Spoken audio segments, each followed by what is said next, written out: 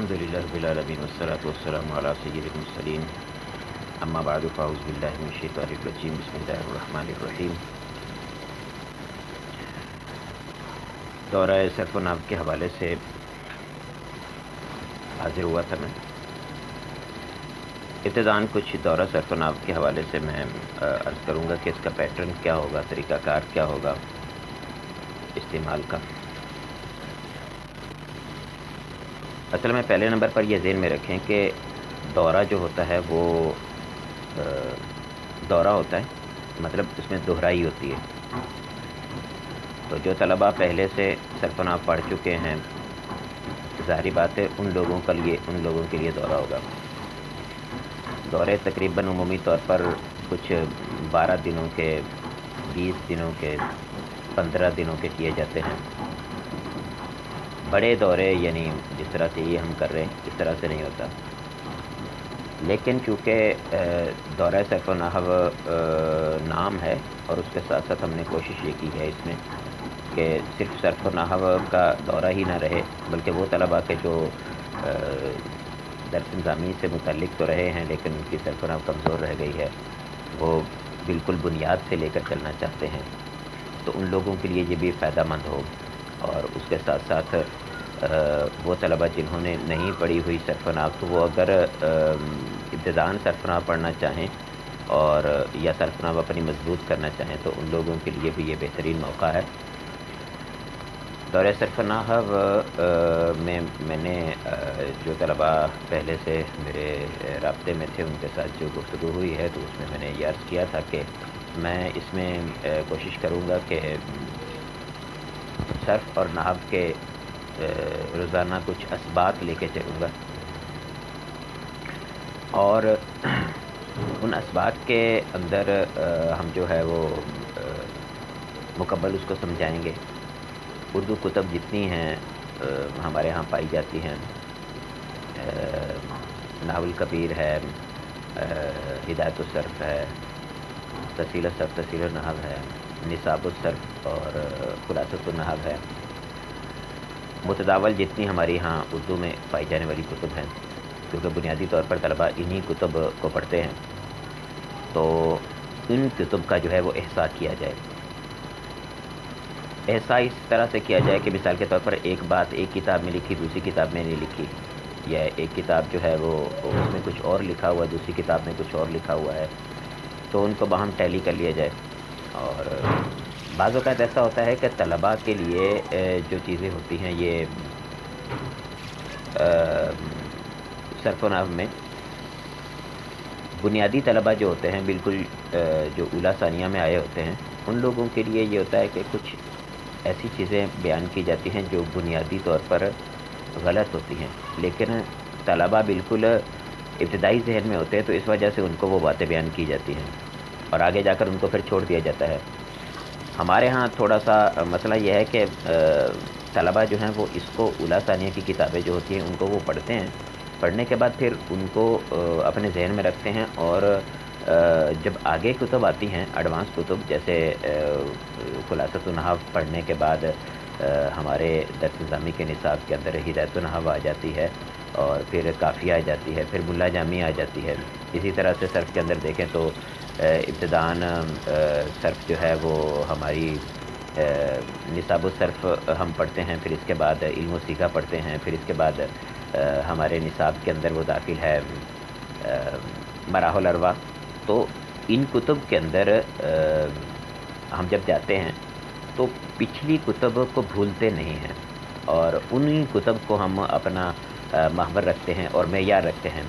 اگلی کتب جو ہوتی ہیں ان ایڈوانس کتب کے اندر جا کے ہم اعتراض یہی کرتے ہیں کہ یہ کتاب جو ہے وہ اولیٰ ثانیہ کے اندر ہم نے تو ایسے پڑھا تھا، اب اس طرح سے بیان کیا جا رہا ہے۔ تو بعض اوقات اساتذہ اس میں سمجھا پاتے ہیں کہ اس طرح سے جو پیچھے کتاب میں لکھا ہوا تھا وہ ابتدائی طلباء کے لیے تھا، آپ لوگوں کے لیے نہیں تھا۔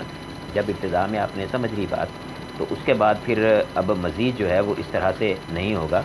اب یہاں پر جو آپ کو بیان کیا جا رہا ہے ایڈوانس کتاب کے اندر درست یہی ہے، وہ آپ کی مینٹلٹی اپروچ کے مطابق اس میں بیان کیا گیا تھا، وگرنہ حقیقت کے اندر ایسا نہیں تھا۔ میں نے خلاصۃ النحو کے جو لیکچر ہیں یوٹیوب پہ رکھے ہوئے اس کے اندر بھی شاید آپ نے دیکھا ہو کہ میں نے وہاں پر یہ بات بیان کی تھی کہ خلاصۃ النحو جو ہے اس کے اندر شروع کے اندر آپ دیکھیں تو جملہ اسمیہ اور جملہ خبری جملہ فعلیہ کی تعریف کیا دی ہوئی ہے. اس میں جملہ اسمیہ کی تعریف دی ہوئی ہے وہ جملہ کے جو اسم سے شروع ہو, اور جملہ فعلیہ کی تعریف یہ ہے کہ وہ جملہ جو فعل سے شروع ہو. جبکہ ہم سب یہ سمجھتے ہیں کہ یہ تعریف درست نہیں ہے. لیکن کیوں یہ تعریف کی گئی؟ تو اس تعریف کے کرنے کا مقصد یہ تھا کہ جو طالب علم جو ہے وہ بنیاد میں ہے, اس کو مبتدا خبر کا پتہ ہی نہیں ہے, اس کو فاعل اور فعل کا پتہ ہی نہیں ہے. تو اس طالب علم کو ہم کہیں کہ فعل اور فاعل سے مل کے جو بنے گا وہ جملہ فعلیہ ہوگا, اور مبتدا اور خبر سے مل کے جو بنے گا وہ جملہ اسمیہ ہوگا, تو یہ کیسے صحیح ہو سکتا ہے؟ یعنی اس کے لیے پریشانی ہو جائے گی بیچارے کے لیے. تو اس کو بنیادی طور پر صرف یہی بتانا پڑے گا کہ جو فعل سے شروع ہو اسے فعلیہ کہیں گے, جو اسم سے شروع ہو اسے اسمیہ کہیں گے. وگرنہ آپ کے خود کے ذہن میں یہ بات پیدا ہوگی کہ ایاک نعبد مشہور زمانہ جملہ ہے اور جملہ فعلیہ ہے, لیکن ایاک کا ضمیر ہے, اسم ہے, اور اسم سے شروع ہو رہا ہے, لہٰذا یہ تو جو ہے وہ جملہ اسمیہ ہونا چاہیے, کیونکہ جو اسم سے شروع ہوتا ہے وہ جملہ اسمیہ ہوتا ہے. تو اس حوالے سے تھوڑا بنیاد جو ہے ہمیں اس طرح سے رکھنی چاہیے کہ ہم اپنی جو علمی استعداد ہے اس کے مطابق جیسے جیسے کتابیں بڑھتی جائیں, ہم بڑے درجات میں جاتے جائیں, تو ان کتابوں میں ہم ان کتابوں کو اختیار کرتے جائیں جو پیچھے ہمیں ہمارے ذہن کے اعتبار سے ہمیں باتیں بتائی گئی تھی, ان میں کچھ تبدیلی آ رہی ہے تو اس کو ایکسیپٹ کریں. خلاصۃ النحو میں بہت زیادہ اس بات کا اہتمام کیا گیا ہے کہ حتی الامکان کوئی ایسی بات ذکر نہ کی جائے کہ جو طلباء کے لیے پریشان کن ہو, بعد میں ان کے لیے ٹینشن دے کہ آگے والی کتاب میں تو کچھ اور لکھا ہوا ہے, یہاں پر کچھ اور لکھا ہوا ہے. لیکن دیگر کتابیں اب آپ کی کھول کے دیکھیں گے تو ان میں تقریباً یہ باتیں اس طرح کی موجود ہیں کہ جو آگے جا کے ان کے لیے پریشانی کا سبب بنتی ہے. مثال کے طور پر اگر آپ دیکھیں تو تسہیل النحو ہے, اس کے اندر آپ دیکھیں تو تسہیل النحو میں مجھے یاد پڑتا ہے تو اس میں لکھا ہوا تھا مبنی کے اعراب اور مورب کے اعراب. اب مبنی کے اعراب دیے ہوئے ہیں رفع نصب نہیں, مبنی کے اعراب دیے ہوئے ہیں فتح کسرہ جر, فتح کسرہ اور دمہ, اور مورب کے اعراب دیے ہوئے ہیں رفع نصب جر. ہر بندہ یہ بات جانتا ہے کہ یہ مبنی کے اعراب نہیں ہیں اور وہ مورب کے اعراب نہیں ہیں. اعراب صرف رفع نصب جر ہی ہوتے ہیں, اعراب رفع نصب جر ہوتے ہیں, ان کے علامتیں جو ہیں وہ فتح کسرہ دمہ, ٹھیک ہے, تو یہ چیزیں الف واو یا یہ ہوتی ہیں. اب ان میں سے بدل کے مختلف طرح سے آتی ہیں, وہ تفصیل سے انشاءاللہ جب ان کا مقام آئے گا تو اس کو بیان کیا جائے گا. تو یہ سب چیزیں جو ہیں وہاں بیان کی جاتی ہیں, لیکن جب وہ اپنا اس میں بیان کیا گیا خلاصہ اپنا تسہیل النحو کے اندر, تو طلباء کے لیے تو مشکل ہوگی جب وہ جائیں گے اگلی کتاب کے اندر, قافیہ کے اندر چلے گئے, قافیہ کے اندر بھی تھوڑا مختصر ہے, اور ملا جامی میں جائیں گے تو وہاں پر جب جا کے ان کو پتہ چلے گا کہ نہیں بھائی یہ زبر زیر پیش جو ہوتے ہیں ان کا نام عربی زبان کے اندر یہ ہے, ٹھیک ہے, اور یہ جو ہیں وہ دوسرے نہیں ہیں, یعنی کیا کہہ سکتے اس کو, رفع نصب جر نہیں ہے. رفع نصب جر جو ہیں وہ زبر زیر پیش اور الف واو یا تینوں سے آ سکتے ہیں. ان کے لیے ضروری نہیں کہ مورب کے وہ کل اپنا اعراب ہیں اور یہ مبنی کے اعراب ہیں. اچھا, میرے خیال میں فیس بک پر نہیں جا رہا, صرف پیج پر چل رہا ہے, اور فیس بک پر جی فیس بک پر شیئر نہیں ہو رہا ہے. دیگر طلبہ جو ہیں وہ اپنے جو ہے وہ فیس بک پر شیئر کر دیں, اور فیس بک پر شیئر نہیں ہو پا رہا, یعنی کہ فیس بک کی طرف جائیں گے تو یہ والا جو ہے وہ ریزیوم ہو جائے گا, یا ریزیوم کر کے اس کو ایک مرتبہ فیس بک پہ کر لیں. جی تو فیس بک پہ بھی میں نے شیئر کر دیا, ادھر بھی انشاءاللہ آ جائے گا, پہلے فیس بک پہ شیئر نہیں ہوا تھا. تو میں عرض کر رہا تھا خلاصۃ النحو اور جو ہے نصاب الصرف, اس کے ساتھ ہم لے کے چلیں گے اسباق کو, اور ڈیلی یہ دیکھیں گے کہ کتنے اسباق ہو سکتے ہیں آسانی سے, اور انہی اسباق کے تحت ہم لے کے چلیں گے. کبھی اسباق چھوٹے ہوتے ہیں, کبھی بڑے ہوتے ہیں, کبھی مشکل ہوتے ہیں, کوئی آسان ہوتے ہیں سمجھانے میں, بعض میں ٹائم زیادہ لگتا ہے, بعض میں کم لگتا ہے, لیکن آپ کو سٹائل انشاءاللہ تدریسی نظر آئے گا, تدریسی سٹائل کے اندر آپ کو نظر آئیں گے یہ سب چیزیں. اور تاکہ وہ طلباء کے جن کا بالکل ہی کانسیپٹ کلیئر نہیں ہے, یا کلیئر تو ہے لیکن غلط ہے, یا بالکل بیسیکلی طلباء ہیں وہ آ کے سیکھنا چاہتے ہیں, تو ان لوگوں کے لیے پھر اس میں آسانی رہے گی. تو اس چیز کا لحاظ رکھا جائے گا. آج تھوڑا سا اہتمام میں بھی مسائل رہے ہیں, کچھ دورہ سرپناب جو ہمارا جوہر ٹاؤن کے اندر ہو رہا ہے اس کے اندر کچھ انڈرسٹینڈنگ سی نہیں ہو سکی، تو اس میں بھی کچھ مشکلات رہی ہیں، تو ادھر جو ہے وہ روابط میں کافی اپنا جو ہے مسائل رہے، جس کی وجہ سے آج تھوڑا انتظام نہیں ہو سکا۔ میرا کسی اور مقام پر جا کے کرنے کا تھا، اور یہ کسی اور مقام پہ عارضی طور پر جو ہے وہ یہاں پر کچھ اہتمام کیا ہے، کتب بھی اس طرح سے جمع نہیں کر پایا ہوں، تو وہ انشاءاللہ عز و جل کل اس چیز کا جو ہے وہ سارا کچھ معاملات انشاءاللہ حل ہو جائیں گے۔ پہلے ہم صرف کو پڑھا کریں گے اور اس کے بعد نحو کو پڑھا کریں گے۔ صرف کے اندر آپ یہ ذہن میں رکھیے، ابتدائی طور پر صرف کی تعریف، صرف میں تعریف بیان کی جاتی ہے علم صرف کی، تو علم صرف کی تعریف مختلف کتب کے اندر مختلف ہے، تھوڑے تھوڑے فرق کے ساتھ، کوئی اتنا زیادہ فرق نہیں ہے، تقریباً جو ہے وہ سیم ہے۔ تو علم صرف کی تعریف یہ میرے پاس تفصیل الصرف ہے، اس کے اندر میں پڑھ کے سناتا ہوں، خلاصہ نصاب الصرف میں سے بھی آپ دیکھ لیں۔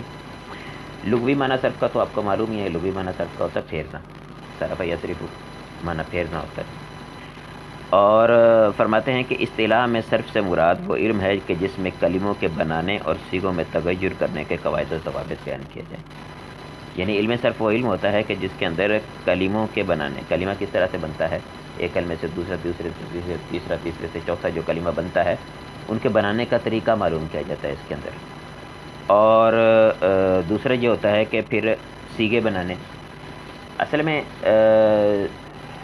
صیغہ جو ہوتا ہے وہ مطلب صیغے کو ہم یوں کہیں کہ حرکات و سکنات کے اعتبار سے کلمے کی جو خاص شکل ہوتی ہے اس کو صیغہ کہتے ہیں۔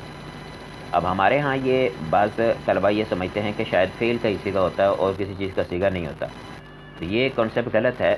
صیغہ حرکات و سکنات کے اعتبار سے اسم اور فعل کی کوئی خاص شکل جو ہے اس کو صیغہ کہیں گے، وہ اسماء میں بھی ہو سکتی ہے، وہ افعال کے اندر بھی ہو سکتی ہے، اب اسم کا بھی صیغہ بیان کیا جا سکتا ہے، فعل کا بھی صیغہ بیان کیا جا سکتا ہے، ہاں وہ آپ پہ ہے کہ آپ کس طرح سے اس کو پہچانتے ہیں کہ یہ اسم کا صیغہ ہے یا فعل کا صیغہ ہے۔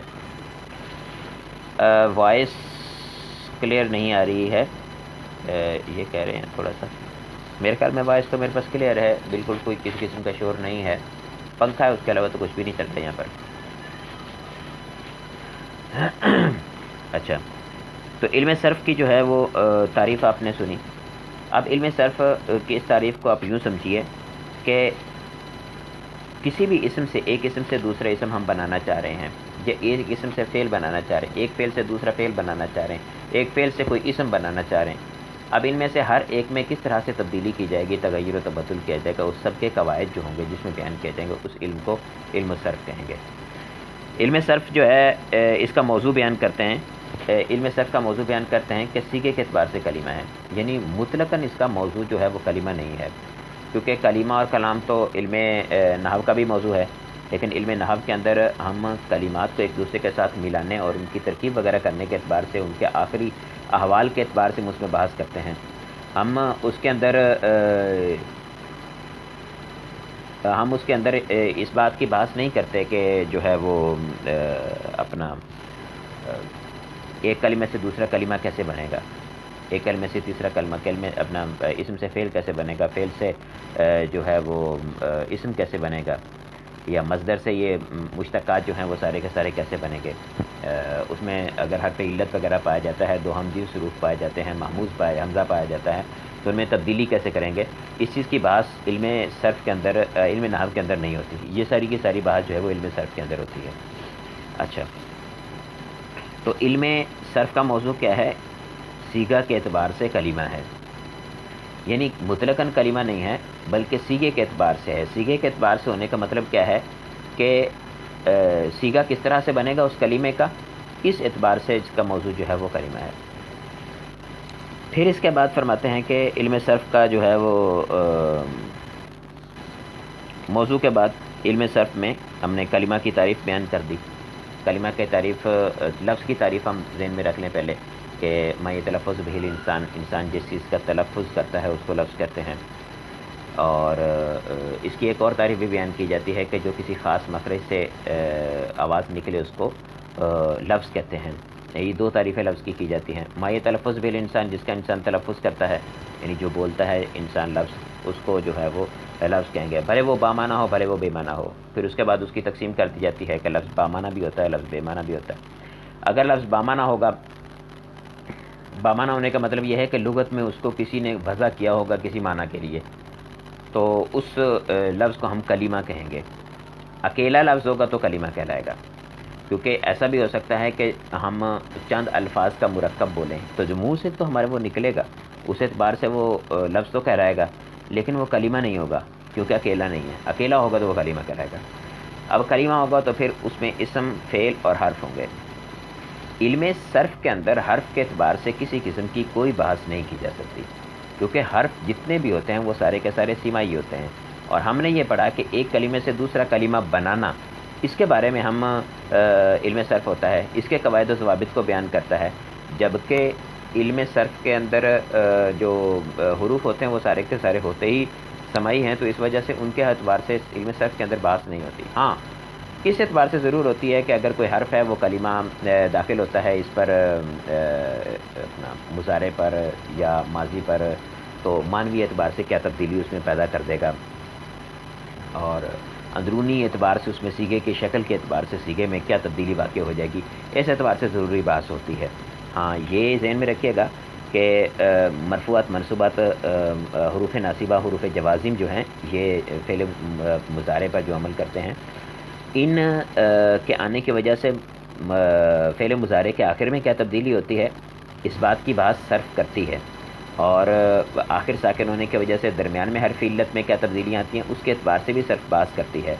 لیکن آخر میں جزم آئے گی تو اس کی حالت جزمی ہوگی، اس پہ فتح آئے گی تو حالت نسبی ہوگی، نون رابع گر کے فتح آئے گی تو بھی حالت نسبی ہوگی، نون رابع گر کے حالت جزمی بھی آتی ہے. تو یہ بحثیں جو ہیں یہ علم صرف کی بحث نہیں ہے، کیونکہ یہ آخر کے احوال کی بات ہو رہی ہے. تو آخر کے احوال کیونکہ ہم نحو میں پڑھتے ہیں تو یہ نحوی بحث ہے، تو نحو کے اندر اس کی بحث ہوتی ہے.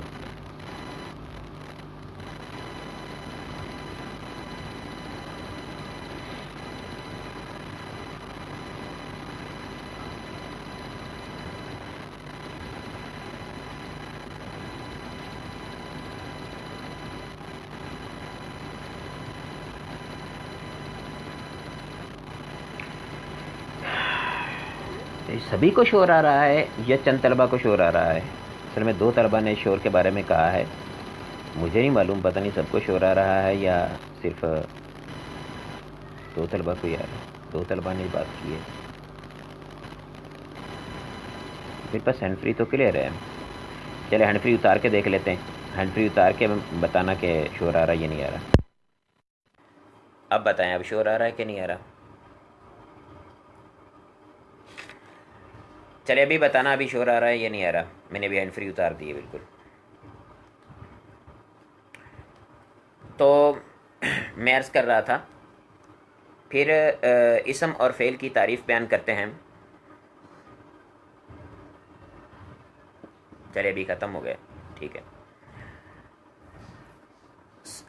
اسم اور فعل جو ہیں ان کے بارے میں وہ کہہ رہے تھے کہ جو ہے وہ اسم فعل حرف کی اب تعریفات بیان کرتے ہیں. اسم کی تعریف بیان کرتے ہیں کہ اسم وہ کلمہ ہے جو خود سے اپنا معنی ظاہر کرتا ہے اور تینوں زمانوں میں سے کسی ایک زمانے کے ساتھ ملا ہوا نہیں ہوتا. اور فعل کی تعریف یہ بیان کی جاتی ہے کہ فعل وہ کلمہ ہے کہ جو اپنا معنی خود ظاہر کرے اور جو ہے تینوں زمانوں میں سے کسی ایک زمانے کے ساتھ ملا ہوا ہو. اور حرف کی تعریف یہ بیان کی جاتی ہے کہ وہ کلمہ کہ جو اپنا معنی خود سے ظاہر نہ کرے. اپنا معنی خود سے ظاہر نہ کرنے کا مطلب یہ ہے کہ اپنا جو اس کا معنی ہوتا ہے اس کو وہ ظاہر اس طرح سے نہیں کر سکتا کہ اس کو سمجھنے کے لیے تھوڑا سا آپ کو منطق کی طرف جانا پڑے گا. منطق کے اندر ہم نے کبھی پڑھا ہوگا کہ کچھ چیزیں قائملی ذاتی ہی ہوتی ہیں اور کچھ چیزیں قائملی غیری ہی ہوتی ہیں. قائملی ذاتی ہونے کا مطلب یہ ہے کہ وہ چیز اپنا وجود خود رکھتی ہے. جس طرح سے خارج کے اندر ہمارے پاس بہت ساری چیزیں ہوتی ہیں جو اپنا وجود رکھتی ہیں. میرے پاس موبائل ہے، یہ اپنا وجود رکھتا ہے، میں خود ہوں، میں اپنا وجود رکھتا ہوں. لیکن کچھ چیزیں ایسی ہوتی ہیں کہ جو خود اپنا وجود نہیں رکھتی، بلکہ اپنا وجود رکھنے کے لیے ان کو غیر کی حاجت ہوتی ہے، وہ غیر کی طرف اپنا وجود رکھنے میں محتاج ہوتے ہیں. مثال کے طور پر کہ ہمارے پاس جو ہے وہ میرے پاس یہ چارجر ہے، ریڈ کلر کا ہے. اب ریڈ کلر جو ہے یہ جب تک چارجر موجود ہے اس وقت تک ریڈ کلر موجود ہے، جب چارجر نہیں تو اس وقت ریڈ کلر موجود نہیں ہوگا. تو اس کا مطلب ہے کہ ریڈ کلر جو ہے اس کا وجود، اس کا انحصار چارجر پر ہے. جب تک چارجر ہوگا اس وقت تک یہ ہوگا، اور یہ چارجر جو ہے جب ختم ہو جائے گا تو ریڈ کلر بھی ختم ہو جائے گا. تو کائنات کے اندر جتنی بھی چیزیں پائی جاتی ہیں ان میں دو قسم کی چیزیں ہوتی ہیں. کچھ چیزیں ایسی ہوتی ہیں جو قائم ذاتی ہوتی ہیں، اپنا خاص وجود رکھتی ہیں، اور بعض چیزیں ایسی ہوتی ہیں کہ جو اپنا وجود قائم نہیں رکھ سکتی. اور وجود کے اعتبار سے اگر ہم دیکھیں تو وجود کے اعتبار سے چیزوں کی تین قسمیں ہوتی ہیں: وجود خارجی، وجود ذہنی اور وجود نفس الامری. وجود خارجی کا مطلب یہ ہے کہ چیز کا خارج کے اندر وجود پایا جائے، اور وجود ذہنی کا مطلب یہ ہے کہ ذہن کے اندر وجود ہو، اور وجود نفس الامری کا مطلب یہ ہوتا ہے کہ قطع نظر ذہن اور خارج کے اس کا وجود پایا جاتا ہو، بھلے خارج میں ہو بھلے ذہن کے اندر ہو. تو جس طرح سے خارج کے اندر ہمارے ہاں چیزیں پائی جاتی ہیں تو وہ قائم ذاتی ہی بھی ہوتی ہیں، قائم غیری ہی بھی ہوتی ہیں. اسی طرح سے ہمارے دماغ کے اندر بھی جو چیزیں جو ہم سوچتے ہیں، جو مفہوم ہوتا ہے، وہ مفہوم بھی دو قسم کا ہوتا ہے. کچھ ایسا مفہوم ہوتے ہیں کہ جن کا ہم خود سے ادراک کر سکتے ہیں، اس کا ادراک کرنے کے لیے ہمیں کسی اور چیز کی حاجت نہیں ہوتی. اور کچھ ایسے مفہوم دماغ کے اندر ہوتے ہیں کہ جن کا ادراک کرنے کے لیے ہمیں غیر کی حاجت ہوتی ہے، یعنی وہ کسی پر ڈیپینڈ کرتے ہیں. تو جو چیزیں ایسی ہوتی ہیں کہ جن کا ہم ادراک اپنے ذہن کے اندر کر سکتے ہیں ان کو کہتے ہیں مستقل بالمفہومیہ. جس طرح سے ہم کاملی ذاتی کے لیے جوہر کا لفظ استعمال کرتے ہیں، کاملی غیری کے لیے عرض کا لفظ استعمال کرتے ہیں خارج کے اعتبار سے، اسی طرح سے دماغ کے اعتبار سے جو چیز دماغ کے اندر موجود ہے اور اس کا ہم جب ادراک کرتے ہیں، اور ادراک کے لیے ہمیں غیر کی حاجت نہیں ہوتی ہے، کسی اور چیز کو اس کے ادراک کے ساتھ ملانے کی حاجت نہیں ہوتی ہے، تو اس چیز کو کہتے ہیں کہ یہ قائم ذاتی ہی ہے، یا یوں کہہ لیجئے دماغ کے اعتبار سے کہ یہ مستقل بالمفہومیہ ہے. اور اگر دماغ کے اندر پائی جانے والی چیز ایسی ہے کہ جس کو سمجھنے کے لیے، جس کا ادراک کرنے کے لیے ہمیں کسی اور چیز کی بھی حاجت ہوتی ہے، تو وہ چیز جو ہوتی ہے وہ غیر مستقل بالمفہومیہ ہوتی ہے، یعنی اس کا مفہوم جو ہے وہ مستقل نہیں ہوتا. ہم جب کہتے ہیں کہ اسم کی تعریف میں، فعل کی تعریف میں، حرف کی تعریف کے اندر یہ کہتے ہیں کہ وہ اپنے معنی پر خود دلالت کرتی ہو، تو اپنے معنی پر خود دلالت کرنے کا مطلب یہ ہوتا ہے کہ وہ مستقل بالمفہومیہ ہو. یعنی اسم وہ ہوتا ہے جو مستقل بالمفہومیہ ہوتا ہے اور اس کے ساتھ ساتھ وہ کسی زمانے سے ملا ہوا نہیں ہوتا. فعل وہ ہوتا ہے جو مستقل بالمفہومیہ ہو اور تینوں زمانوں میں سے کسی ایک زمانے کے ساتھ ملا ہوا ہو. اور حرف وہ ہوتا ہے کہ جو مستقل بالمفہومیہ نہیں ہوتا. جو مستقل بالمفہومیہ ہی نہیں ہوتا تو پھر اس کا کسی اور کے ساتھ ملنا، یعنی زمانے کے ساتھ ملا ہوا ہونا یا نہ ہونا، اس کے ساتھ اس کا تعلق نہیں ہوتا. اب اس کے مستقل بالمفہومیہ نہ ہونے کی وجہ کیا ہوتی ہے کہ یہ ایک نسبت پر دلالت کرتا ہے، دو چیزوں کے درمیان پائی جانے والی نسبت پر دلالت کرتا ہے. تو ظاہری بات ہے آپ یہ سمجھتے ہیں کہ جب دو چیزیں ہیں ان کے درمیان کی نسبت پر دلالت کرتا ہے حرف، تو جب تک ان چیزوں کو بیان نہیں کیا جائے گا اس وقت تک اس نسبت پر دلالت کرنے کا معنی کیسے ظاہر ہوگا؟ مثال کے طور پر ہم مثال دیتے ہوتے ہیں سرت من البصرۃ الی الکوفہ. اب سرت من البصرۃ الی الکوفہ جو ہے، اس میں سارا یعنی چلنا، سیر، اس کی نسبت کی گئی ہے بصرہ کے ساتھ. اب اس کی بصرہ کے ساتھ جو نسبت کی گئی ہے وہ نسبت ہے، یعنی بصرہ سے اس کی ابتدا ہوئی ہے سیر کی. تو سیر اور بصرہ کے درمیان جو نسبت ہے اس نسبت پر دلالت کرنے کے لیے من لایا گیا ہے. تو من کا مفہوم ہمیں کیسے سمجھ آئے گا جب ہمیں سیر کا پتہ نہیں، بصرہ کا پتہ نہیں؟ تو اس وجہ سے اس کو غیر مستقل بالمفہومیہ کہتے ہیں. علم صرف کے اعتبار سے اسم کی اور بھی تقسیم کی جاتی ہے یہیں پر، کہ مصدر، مشتق اور جامد کے اعتبار سے. مصدر کہتے ہیں اس کو کہ جس کو جو کسی سے نہ نکلا ہو اور اس سے سب چیزیں نکلی ہوں. اور جو ہے مشتق کی تعریف یہ کی جاتی ہے جو مصدر سے نکلے ہوں. اور جامد اس کو کہتے ہیں جو نہ خود کسی سے نکلا ہو اور نہ کوئی اس سے چیز نکلی ہو. اس کے بعد ہمارے لیے جو صرف کے اندر بہترین اور زیادہ سمجھنے کی ضرورت کی چیز ہے وہ ہے ہمارے وزن کی پہچان اور جو ہے حروف اصلیہ اور حروف زائدہ کی پہچان. کیونکہ اگلے اسباق جو ہیں جن میں ثلاثی مجرد، ثلاثی مزید فی والا سبق ہے، یا ہمارا سبق ہے ہفت اقسام والا، تو چونکہ ان کے اندر حروف اصلیہ اور حروف زائدہ کے اعتبار سے ہی ساری بحث ہوتی ہے، تو حروف اصلیہ اور حروف زائدہ جو ہیں ان کو ہم کیسے پہچانیں، اس کے اعتبار سے یہاں ہم بات کرتے ہیں. حروف اصلیہ اور حروف زائدہ کو پہچاننے کے لیے سب سے آسان چیز یہ ہے کہ اس کے لیے کچھ وزن مہیا کیے گئے ہیں. اور ان اوزان کے ذریعے سے ہم چیک کرتے ہیں کہ یہ اس وزن پر آ رہا ہے، تو اس میں وزن میں ہم 3 حروف جو ہیں ان کو لیتے ہیں، فا عین اور لام کو. ہم دیکھتے ہیں کہ یہ چیز جو ہے وہ فا عین اور لام کے مقابلے میں آ رہی ہے تو یہ حروف اصلیہ ہیں، اور جو فا عین لام کے مقابلے میں نہیں آ رہی ہے وہ حروف زیادہ ہیں. مثال کے طور پر دربن ہے، تو دربن کا وزن ہے فعلن، یعنی فعلن کے وزن پر دربن ہے. تو فا کے مقابلے میں ہم دیکھیں تو دعاد ہے، یعنی فعلن کا پہلا حرف جو ہے وہ فا ہے، تو دربن کا پہلا حرف دعاد ہے. اور فعلن کا دوسرا حرف جو ہے وہ را ہے، اور فعلن کا دوسرا حرف عین ہے، تو دربن کا دوسرا حرف جو ہے وہ را ہے. اور فعلن کا تیسرا حرف جو ہے وہ لام ہے، تو دربن کا تیسرا حرف جو ہے وہ با ہے. تو دربن فعلن کے وزن پر ہے، پورے پورے 3 حروف اس کے ہیں، 3 حروف اس کے ہیں. اس پہ بھی پہلا جو حرف ہے اس پہ زبر ہے، اس پہ پہلے حرف پہ زبر ہے، اس کے پہلے حرف پہ دوسرے حرف پہ سکون ہے، اس کے دوسرے حرف پہ سکون ہے، اس کے آخری حرف جو ہے اس پہ جو ہے وہ تنوین ہے، اس کے بھی آخری حرف پہ تنوین ہے. تو دربن کو ہم کہیں گے کہ یہ فاعلن کے وزن پر ہے، داربن فاعلن کے وزن پر ہے، مضروبن مفعولن کے وزن پر ہے. اب دربن جو ہے وہ فاعلن کے وزن پر ہے، اور داربن جو ہے وہ فاعلن کے وزن پر ہے. دربن کے اندر تو دعاد را با فا عین لام، 3 حروف دعاد را با اور 3 حروف فا عین لام. فا عین لام کے علاوہ اور کوئی حرف یہاں پہ موجود نہیں ہے.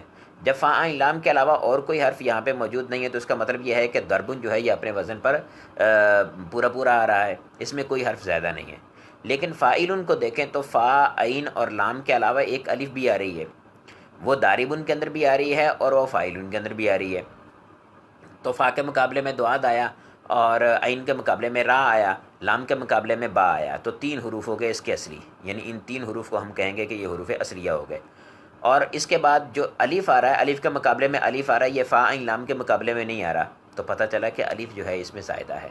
یہ الف جو ہے وہ حرف اصلی ہے، حرف اصلی نہیں ہے، یہ الف زائدہ ہے. اسی طرح مضروب کے ہم لفظ دیکھیں تو مضروب مفعول کے وزن پر ہے، تو میم دعاد را با را واو با، تو مفعولن کے وزن پر ہے، تو فا عین لام کے مقابلے میں دعاد را با ہی آ رہے ہیں، اور اس کے علاوہ میم اور واو جو ہیں یہ زائدہ ہیں، کیونکہ میم واو جو ہیں یہ فا عین لام کے مقابلے میں نہیں آ رہے. جب فا عین لام کے مقابلے میں نہیں آ رہے تو وہ زیادہ ہیں. اچھا، اب یہ جب بات کہی جاتی ہے تو اس کے اندر فوراً طلباء کے ذہن میں یہی بات آتی ہے کہ ہمیں کیسے پتہ چلے گا. آپ نے بتایا کہ دعاد را با جو ہے یہ مضروبن دربن جو ہے یہ فعلن کے وزن پر ہے، داربن فاعلن کے وزن پر ہے، مضروبن جو ہے یہ مفعولن کے وزن پر ہے. تو ہمیں کیسے پتہ چلے گا کہ یہ ان وزنوں پہ موجود ہیں؟ آپ نے بتا دیا تو ہم کیسے یاد کریں؟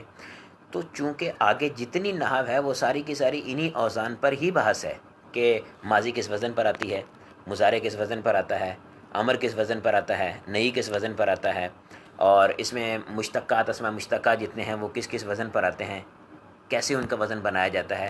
یہ سب باتیں آگے جا کے یہی باتیں ہونی ہیں. اس میں فاعل ہے تو اس کی جمع کیسے آتی ہے، مذکر کی جمع کیسے آتی ہے، مؤنث کی جمع کیسے آتی ہے، اور جو ہے وہ صفت مشبہ ہے تو اس کے کیا اوزان آتے ہیں، مصدر کے اوزان کیا آتے ہیں. تو یہ سب بحثیں آگے جا کے اوزان کی ہی ہونی ہیں. تو یہ ٹینشن لینے کی یہاں پر حاجت نہیں ہوتی. یہاں طلبہ یہ پریشان ہو جاتے ہیں کہ ہمیں کیسے پتہ چلے گا کہ یہ اس کے مقابلے میں آ رہا ہے. ہمیں جب اوزان یاد ہوں گے تو ہم ان اسماء کو آپس میں چیک کریں گے نا کہ یہ وزن اس وزن پہ بھی نہیں آ رہا، یہ وزن اس وزن پہ بھی نہیں آ رہا، یہ وزن اس وزن پہ بھی نہیں آ رہا. تو آخر کار پتہ چلے گا اچھا اس وزن پر آ رہا ہے، لہذا پتہ چلا کہ وہ اس وزن پر آ رہا ہے. تو یہ پہچاننے کے لیے انشاءاللہ وہاں پر آپ کو مل جائے گا. اچھا، اس کے بعد یہاں پر نیچے جو ہے انہوں نے لکھے ہوئے ہیں مجموعہ حروف زائدہ کا، سالتمونیہا. اب یہ سالتمونیہا جو اس کا مجموعہ ہے، اسی طرح سے الیوم تنساہو، یہ دونوں مجموعے بیان کیے جاتے ہیں حروف زائدہ کے. حویت السمان بھی اپنا مراحل الاربعہ کے اندر موجود ہے حروف زائدہ کا مجموعہ. اس میں طلباء جب اسی سبق پہ ہوتے ہیں، آگے ابھی نہیں گئے ہوتے، تو اس وقت وہ بیچارے تھوڑے پریشان ہو جاتے ہیں. وہ کیا کہتے ہیں؟ وہ یہ سمجھتے ہیں کہ شاید یہ جو حروف انہوں نے بیان کیے ہیں نا سالتمونیہا کے اندر یا الیوم تنسا کے اندر، الیوم تنساہو کے اندر، یہی الفاظ، یہ حروف جو ہیں یہ سارے کے سارے زیادہ ہوتے ہیں، تو یہ کبھی اصلی نہیں ہو سکتے. جبکہ ایسا نہیں ہے. حروف زیادہ کا جو مجموعہ بیان کیا جاتا ہے اس کا مطلب یہ ہوتا ہے کہ جب بھی کوئی حرف زیادہ آئے گا تو انہی میں سے آئے گا، لیکن یہ سارے کے سارے حروف جو ہیں یہ اصلی بھی ہو سکتے ہیں. ایسا نہیں ہے کہ یہ سارے کے سارے زیادہ ہی ہوں. مثال کے طور پر الیوم تنساؤ ہے، تن سا نون ہے، تو نون حروف زیادہ ہوتا ہے، جیسے ندریموں میں دیکھیں حروف زیادہ ہوتا ہے. لیکن اسی میں آپ دیکھ لیں کہ جو نون ہے اس کو ہم ناصرہ کے اندر دیکھیں تو اس میں حرف اصلی کے طور پر آیا ہوا ہے. ٹھیک ہے. اسی طرح سے جو ہے وہ ہم ہا کو دیکھ لیں، ہا جو ہے حروف زیادہ میں سے ہے. ٹھیک ہے. اور وہابا کے اندر حرف ہا جو ہے وہ حروف اصلیہ کے طور پر آیا ہوا ہے. ٹھیک ہے. واؤ ادھر حروف زیادہ میں موجود ہے، اور وہابے میں واؤ جو ہے وہ حرف اصلی کے طور پر آئی ہوئی ہے. تو یہ حروف جو ہیں ان کے بارے میں یہ ذہن میں رکھیں کہ یہ تمام کے تمام حروف جو ہیں یہ حروف زیادہ ہیں، لیکن جب بھی کوئی حرف زیادہ آئے گا تو وہ انہی میں سے آئے گا. لیکن کوئی حرف ایسا کہ جو اپنا زیادہ ہے وہ اصلی بھی ہو سکتا ہے. ایسا نہیں ہے کہ وہ زیادہ ہوگا تو پھر زیادہ ہی ہمیشہ آئے گا، اصلی نہیں ہو سکتا. اصلی کے مقام پر بھی وہ آ سکتے ہیں. اچھا، حروف زیادہ اور حروف اصلیہ کی جب ہمیں پتہ چل گیا تو حروف اصلیہ اور حروف زیادہ کے اعتبار سے ہم اسماء کی بات کریں یا افعال کی بات کریں، دونوں کی تین قسمیں ہیں. دونوں کی تین قسمیں، افعال کی دو قسمیں ہیں اور اسماء کی تین قسمیں ہیں، یعنی ثلاثی، رباعی اور خماسی. اسماء جو ہیں وہ ثلاثی، رباعی اور خماسی ہوتے ہیں اور حروف اصلیہ کے اعتبار سے. اور جو ہیں افعال وہ ثلاثی یا رباعی ہوتے ہیں، خماسی افعال نہیں ہوتے. اب پھر حروف زیادہ، اس کے حروف اصلیہ جو ہیں، مثال کے طور پر اسم ہے اس کے حروف اصلیہ 3 ہیں، یہ اسی طرح فعل ہے اس کے حروف اصلیہ 3 ہیں. تو پھر اس کی تقسیم کر دی جاتی ہے کہ اس کے حروف اصلیہ تو 3 ہیں، لیکن حروف اصلیہ کے بعد حروف زیادہ جو ہیں وہ اس کے اندر پائے جاتے ہیں یا نہیں پائے جاتے، یعنی صرف حروف اصلیہ ہی سارے کے سارے ہیں یا حروف زیادہ بھی ہیں. تو اس اعتبار سے پھر اس کی تقسیم کر دی جاتی ہے ثلاثی مجرد اور ثلاثی مزید فی کے اعتبار سے. یعنی جس کے 3 حروف اصلیہ ہیں اس کو ثلاثی کہہ دیا. اب ثلاثی کہنے کے بعد پھر اس میں 3 حروف اصلیہ کے بعد 3 حروف اصلیہ سے زائد بھی ہیں یا نہیں ہیں. اگر 3 حروف اصلیہ سے زائد ہیں تو اس کو ثلاثی مزید فی کہہ دیں گے، اور نہیں ہے تو اس کو ثلاثی مجرد کہہ دیں گے. یعنی مجرد کا مطلب خالی وہ ثلاثی ہے، یعنی صرف اس میں 3 حروف ہی ہیں. اسی طرح سے جب ہم بات کرتے ہیں خماسی کی، رباعی کی، تو رباعی میں بھی ثلاثی، رباعی مجرد اور رباعی مزید فی ہوتا ہے. یعنی وہ رباعی کے جس کے 4 حروف اصلیہ ہیں اور 4 حروف اصلیہ کے ساتھ ساتھ کچھ زائد بھی ہیں تو وہ مزید فی کہلائے گا، اور اگر زائد نہیں ہے تو وہ مجرد کہلائے گا. اسی طرح خماسی کی بات کریں تو خماسی جو ہے وہ مجرد بھی ہوتا ہے اور خماسی مزید فی بھی ہوتا ہے. خماسی مجرد کا مطلب یہ ہے کہ اس کے 5 حروف اصلیہ ہیں اور زیادہ کوئی نہیں ہے، اور خماسی مزید فی کا مطلب یہ ہوتا ہے کہ اس کے 5 حروف اصلیہ کے ساتھ ساتھ کچھ زیادہ بھی ہیں. تو اس اعتبار سے کی تقسیم کر دی جاتی ہے. اب ہمارے ہاں مسئلہ یہ ہوتا ہے کہ جیسے دربن میں نے کہا تو دربن جو ہے یہ ثلاثی مجرد کا مصدر ہے. اب ثلاثی مجرد کا مصدر ایک اور بھی ہے، دخول. دخول ثلاثی مجرد کا مصدر ہے. مغفرۃ ثلاثی مجرد کا مصدر ہے. پھر کرامۃ ثلاثی مجرد کا مصدر ہے. اب آپ کے یہ ذہن میں سوال پیدا ہوگا کہ دیکھیں جو دربن ہے اس میں تو دوادرا با 3 حروف اصلیہ ہیں، کوئی زیادہ نہیں ہے. لیکن اگر ہم بات کریں دخول کی تو اس میں واو حرف اصلی، واو حرف زیادہ ہے. یعنی دخول کے اندر دا خا اور دال خا اور لام جو ہیں یہ حروف اصلیہ ہیں اور واو حرف زیادہ ہے. اور اسی طرح سے کرامت المصدر ہے تو اس کے اندر کاروما، کاف را میم جو ہیں یہ حروف اصلیہ ہیں اور الف بھی زیادہ ہے، اور آخر میں حرف جو ہے وہ تانیث، یعنی تائے تانیث گولتا، وہ بھی زیادہ ہے. تو پھر ہم اس کو کہہ رہے ہیں کہ یہ ثلاثی مجرد کا مصدر ہے. ثلاثی مزید فی کیوں نہیں کہہ رہے اس کو؟ کیونکہ اس میں تو حروف زیادہ ہیں. یعنی ثلاثی مجرد کی تو ہم نے یہی تعریف پڑھی نا کہ ثلاثی مجرد میں حروف اصلیہ کے ساتھ ساتھ کچھ حروف زیادہ بھی ہوں، تو یہاں پر حروف زیادہ تو پائے جا رہے ہیں، پھر ہم اس کو ثلاثی مجرد کا مصدر کیوں کہہ رہے ہیں؟ تو اسی طرح فعل کے اندر دیکھ لو، دارابا ہے تو جب یدریبو بنتا ہے تو اس کے اندر یادریبو یا آ گیا، یہ حرف زیادہ ہے. اسی طرح سے یدریبانی یا بھی آ گیا، اس کے بعد الف تثنیہ کا اسم آ گیا، اس کے بعد نون رابی ہے. تو حروف زیادہ ہو رہے ہیں فعل کے اندر، تو یہ سارے کے سارے حروف زیادہ پائے جا رہے ہیں اس میں فعل کے اندر. تو اس کا مطلب تو یہ ہوا کہ اس میں سے زیادہ حروف موجود ہیں. یعنی یدریبانی یا فعلانی کے وزن پر ہے. دوادرا با فا عین لام کے مقابلے میں آئیں گے، یا بھی اضافی، الف بھی اضافی اور اس کے ساتھ نون بھی اضافی ہے. 3 حروف زیادہ پائے جا رہے ہیں. اگرچہ الف جو ہے وہ اسم ہے لیکن 3 حروف زیادہ پائے جا رہے ہیں شکل کے اعتبار سے، تو ہمیں 3 حروف زیادہ نظر آ رہے ہیں تو اس کو مزید فی ہونا چاہیے تھا. آپ کہتے ہیں مجرد سے ہے. تو اس کے لیے یہ ذہن میں رکھیے حروف زائدہ اور حروف جو اپنا غیر زائدہ ہیں، ان حروف اصلیہ، ان کا جو معیار ہے وہ ہم رکھیں گے ماضی کے صیغہ واحد مذکر غائب کو۔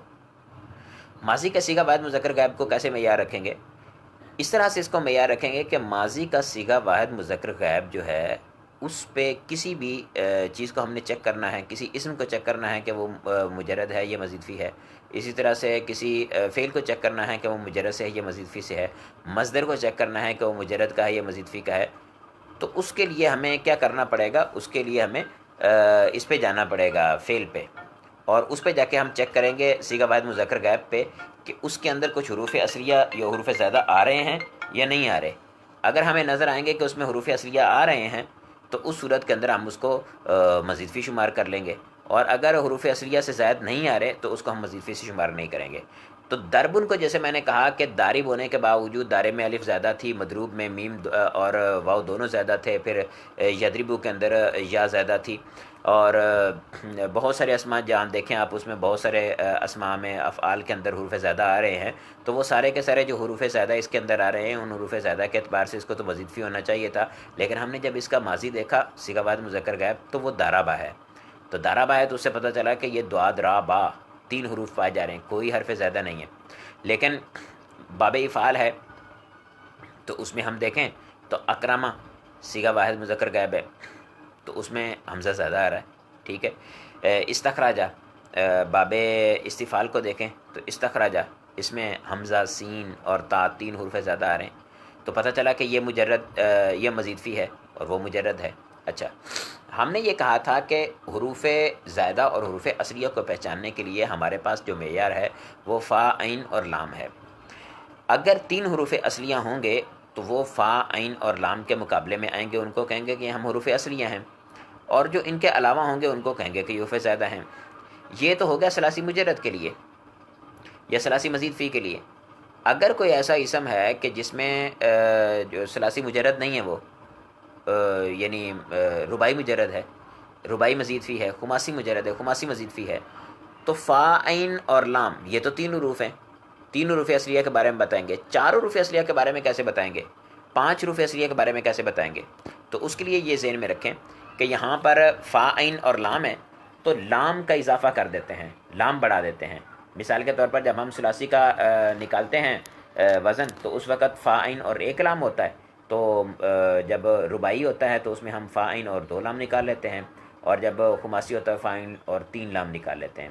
یعنی مثال کے طور پر مجرد رباعی مجرد کی ہم مثال دیکھیں تو دہراجتن آتی ہے۔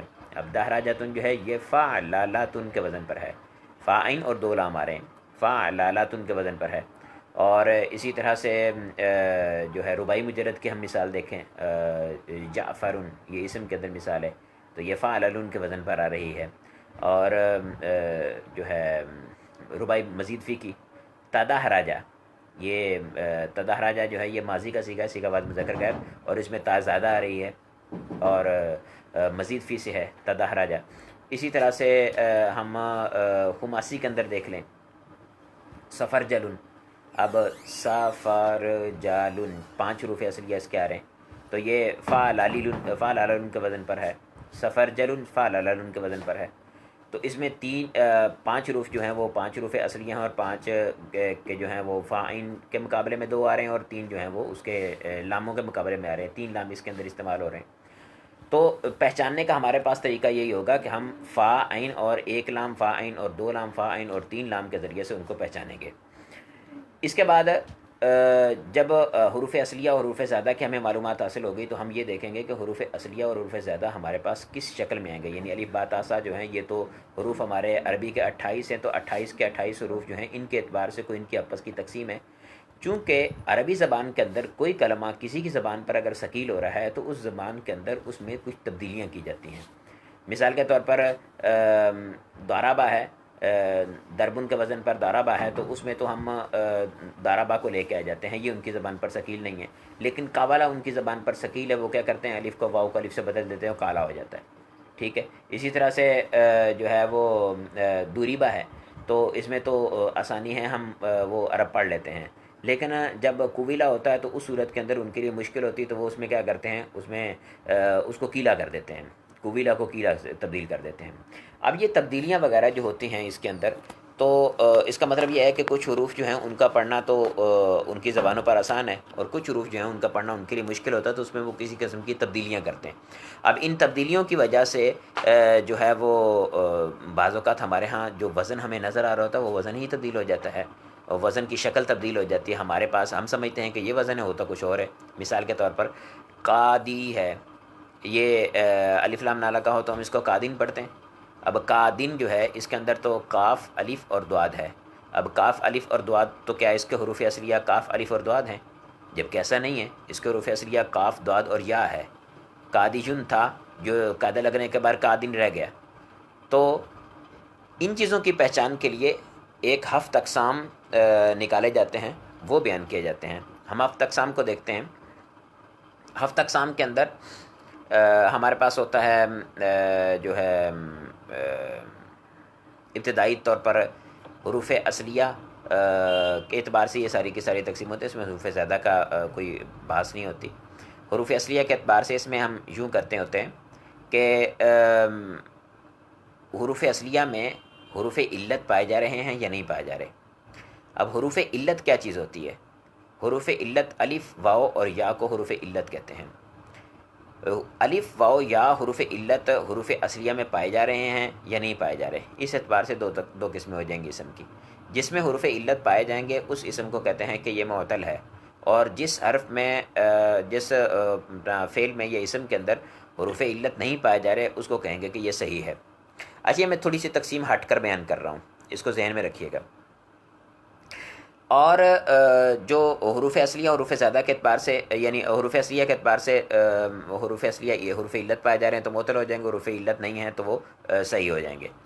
اب حروف علت نہیں پائے جا رہے تو وہ صحیح ہو جائے گا۔ پھر صحیح کے آگے مزید تقسیم ہو جائے گی کہ اس میں دو ہم جنس حروف آ رہے ہیں یا نہیں آ رہے، کوئی حرف اصلی جو ہے وہ حمزہ تو نہیں ہے۔ اگر ایسا اسم یا فعل ہے، ایسا کلمہ ہے کہ جس کے اندر کوئی حرف علت بھی نہیں ہے اور کوئی حمزہ بھی نہیں ہے، کوئی حرف اصلی حمزہ بھی نہیں ہے، دو ہم جنس حروف بھی نہیں ہے، تو اس کو کہتے ہیں سالم۔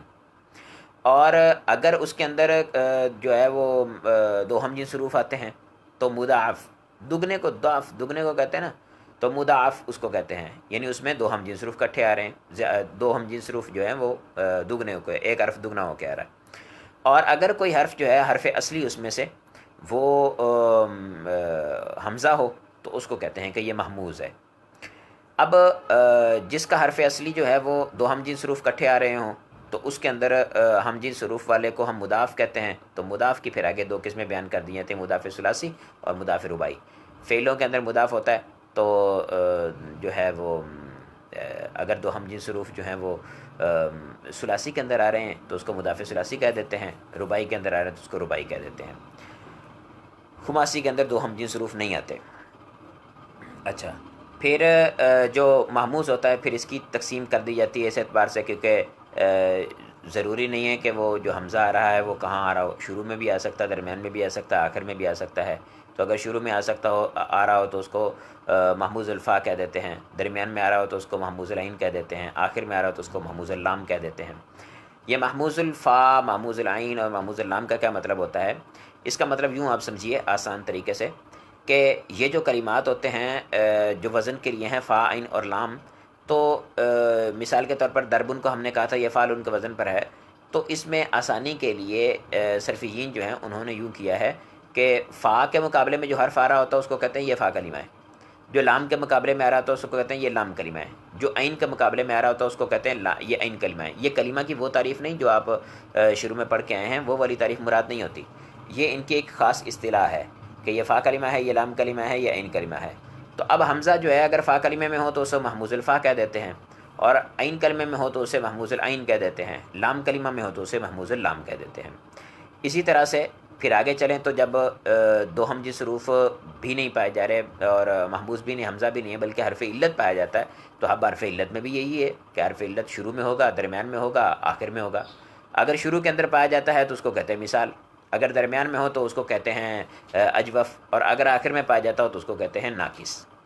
اگر شروع کے اندر حرف علت پایا جاتا ہے تو اس کو کہتے ہیں مثال. تو مثال جو ہے اس میں حرف علت واو بھی پائی جا سکتی ہے، یا بھی پائی جا سکتی ہے، الف نہیں پائی جا سکتی، کیونکہ الف کے بارے میں آپ سمجھتے ہیں کہ الف ہوتی ساکن، اور ساکن سے ابتدا نہیں ہو سکتی، لہٰذا الف جو ہے وہ کسی کا بھی فا کلمہ نہیں ہو سکتی.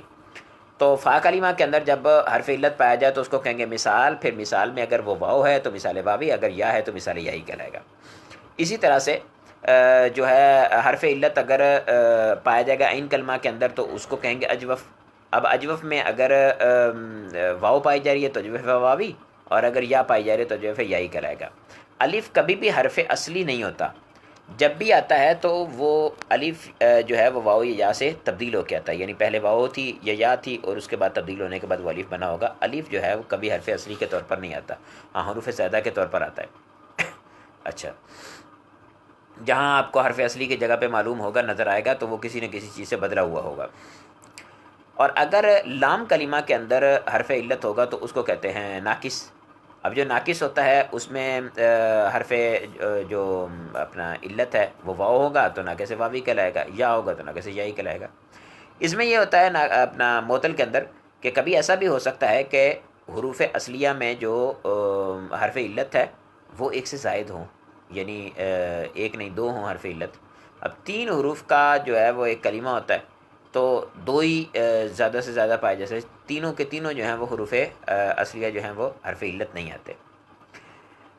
دو اگر حرف علت ہیں تو اب دو حرف علت جس کلمے میں پائے جائیں گے اس کو کہیں گے لفیف. لفیف جو ہے اس کے اندر دو حرف علت جو پائے جا رہے ہوں گے وہ حرف علت کبھی ایسا بھی ہو سکتا ہے کہ کٹھے آ رہے ہوں، کبھی ایسا ہو سکتا ہے کہ الگ الگ ہوں.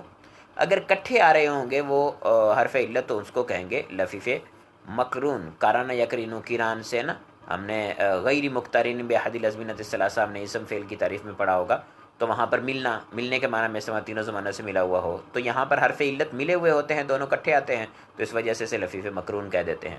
اور لفیف مفروق فرق، جدائی، تو وہ جس میں دو حرف علت آئیں ایک کلمے کے اندر لیکن ملے ہوئے نہ ہوں تو اس کو کہیں گے لفیف مفروق.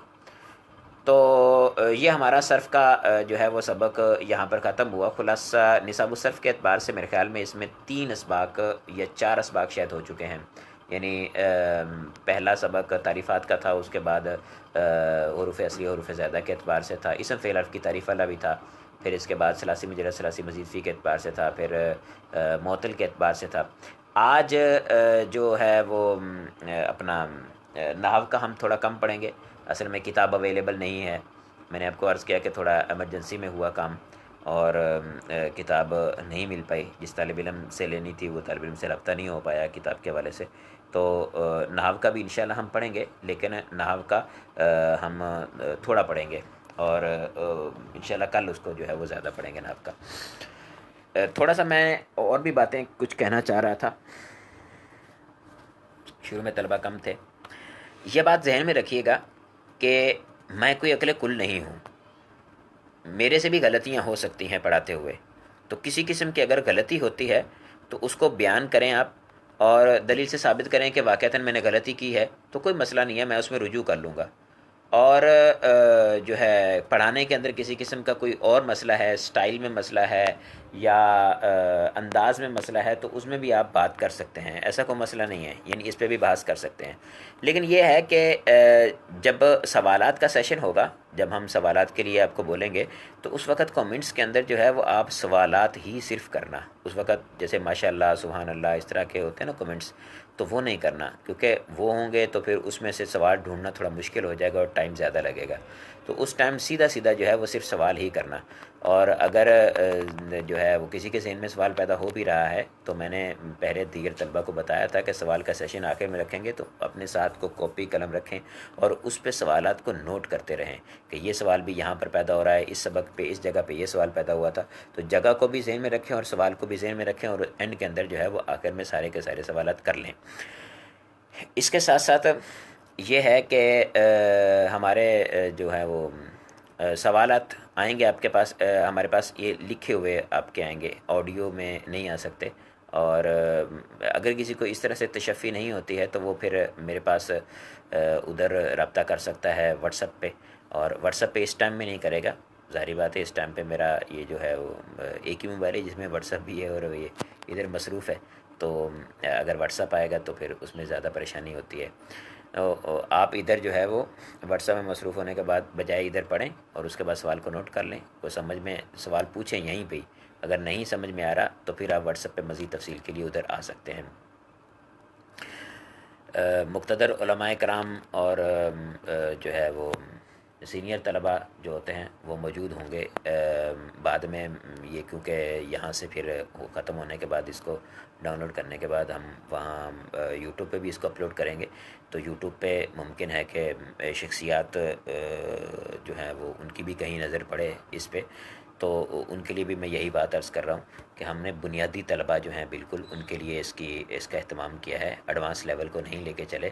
ہاں بنیادی کانسیپٹ جو ہے اس کو ضرور مد نظر رکھیں گے کہ وہ درست جائے، اس میں کوئی ایسا کانسیپٹ نہ جائے جو غلط ہو، لیکن کوئی غلطی ہو تو اس کو ضرور اس پہ تنبیہ کیجیے گا۔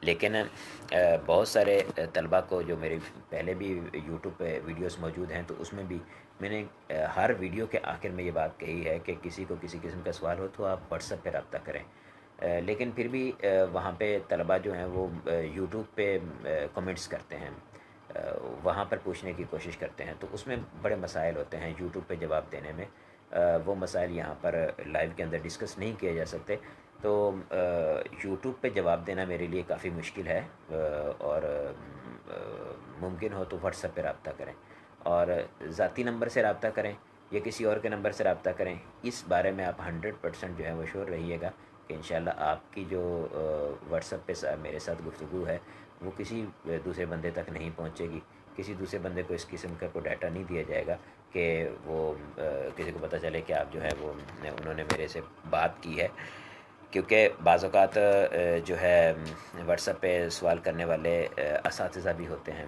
اور وہ بھی پوچھتے ہیں بات کو، اور پھر وہ بیچارے اس بات میں ہچکچاتے ہیں کہ ہم یہ کیسے بتائیں کہ ہم اساتذہ ہیں، تو اس میں کوئی پریشانی کی بات نہیں ہے، آپ مجھے نہ بتائیں کہ ہم اساتذہ ہیں، اور اسلامی بہن ہے کوئی سوال کرنا چاہتی تو وہ بھی یہ مت بتائے کہ میں اسلامی بہن ہوں، اپنا سوال کریں، لکھ کے سوال کریں اور لکھ کے اس کا جواب لیں، اور اس کے بعد جو ہے وہ آپ کا کام پورا ہو گیا، مزید کسی چیز کی حاجت ہی نہیں ہے تفصیل اپنی دینے کی کہ میں مرد ہوں عورت ہوں، میں پڑھاتا ہوں یا پڑھتا ہوں، تو اس چیز کی تفصیل دینے کی حاجت نہیں ہوتی ہے۔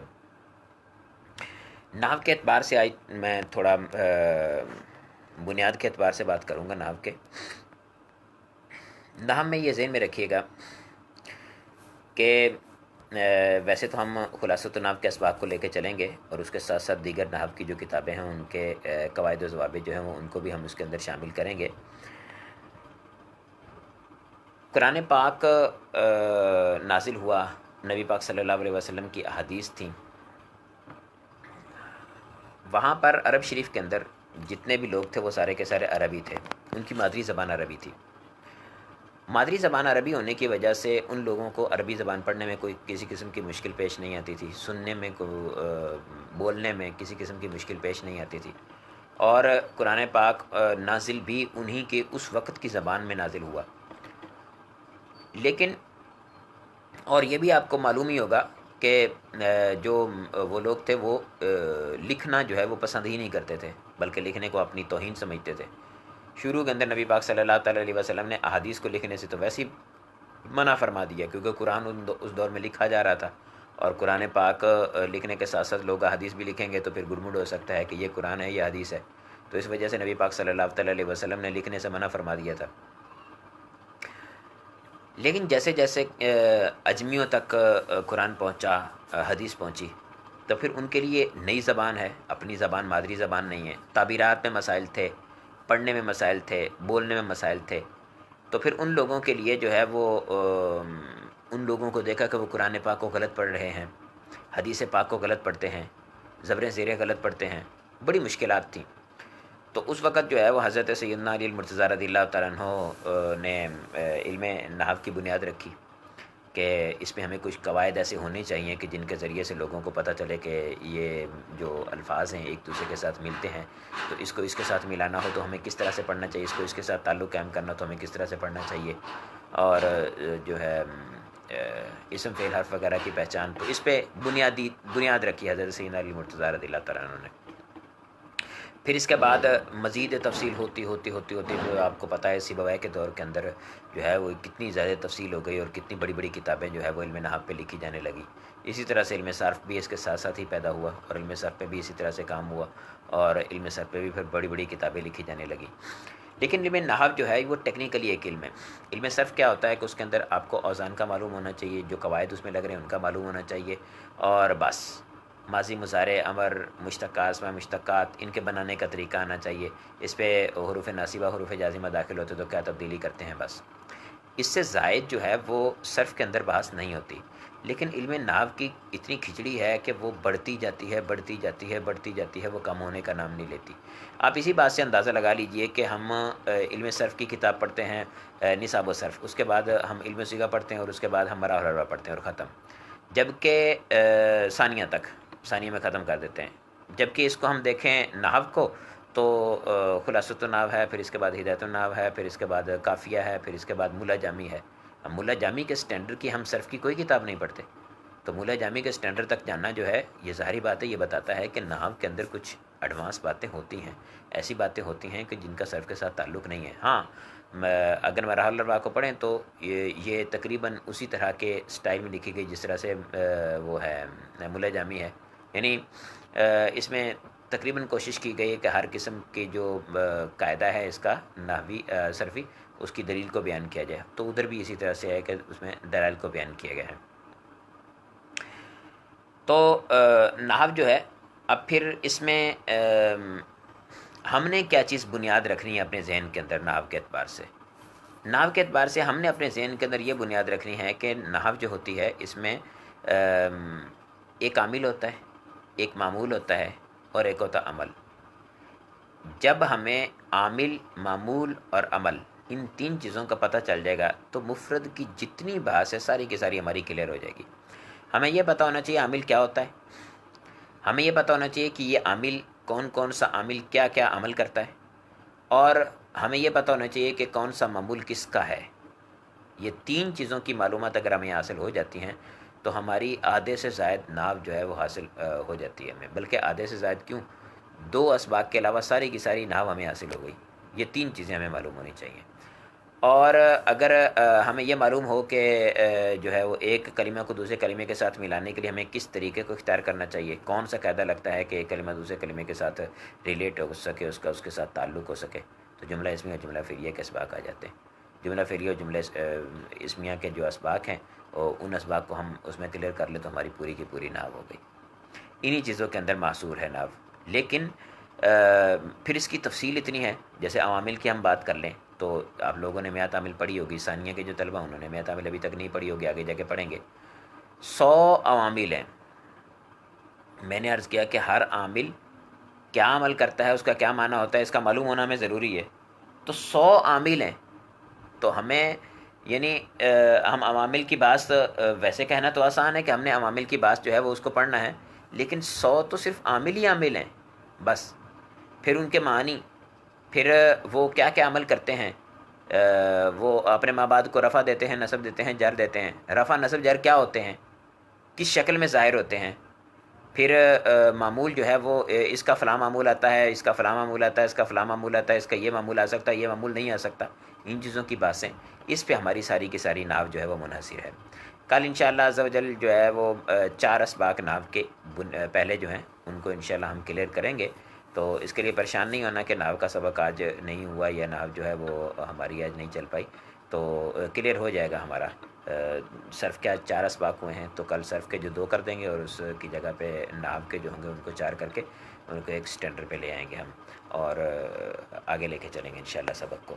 اب کسی قسم کا کوئی سوال ہو تو آپ پوچھ سکتے ہیں، آج ہمارا اتنا ٹائم نہیں لگا، اور شروع میں جو ہے وہ ہمارے 2 گھنٹے تو ہم نے رکھے ہیں، لیکن ان 2 گھنٹوں میں ہم کوشش کریں گے کہ اگر 2 گھنٹوں میں ہمارا 2 اسباق سے زائد بھی ہو سکتے ہیں اگر، تو 2 سے زائد بھی کر لیں گے، اور کبھی ایسا ہو سکتا ہے کہ 2 سے کم بھی ہوں، 2 ہمارے نہ ہو سکیں دونوں سبقوں کے، تو اس میں ٹینشن نہیں لینی۔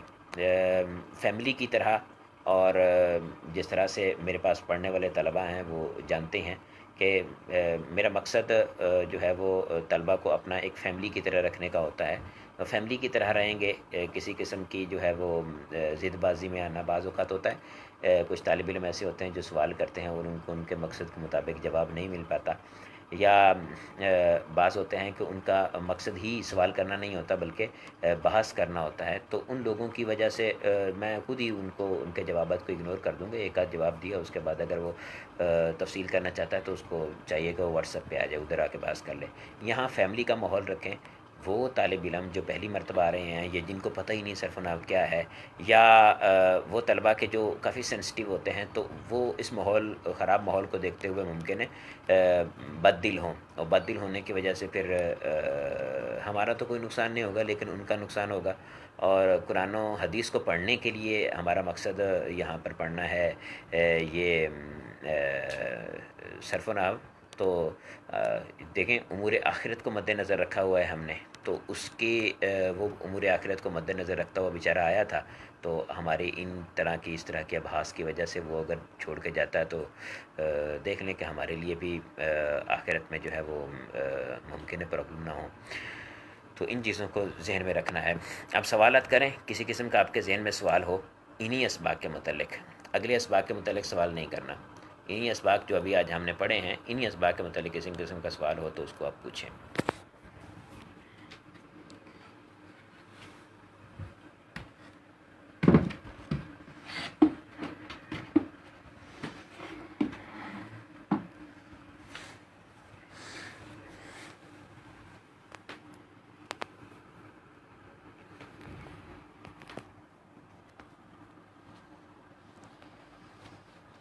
اللہ اکبر.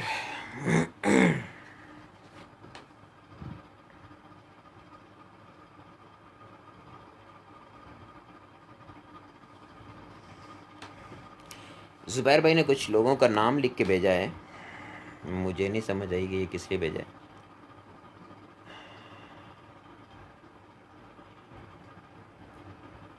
اور جی پیچھے تو کوئی ایسی چیز نہیں ہے کہ جو سوال کے حوالے سے ہو. آواز کے اعتبار سے تھی, وہ میں نے اتار دیا ہے. ابھی ہینڈ فری انشاءاللہ آئندہ ہینڈ فری نہیں لگائیں گے ہم.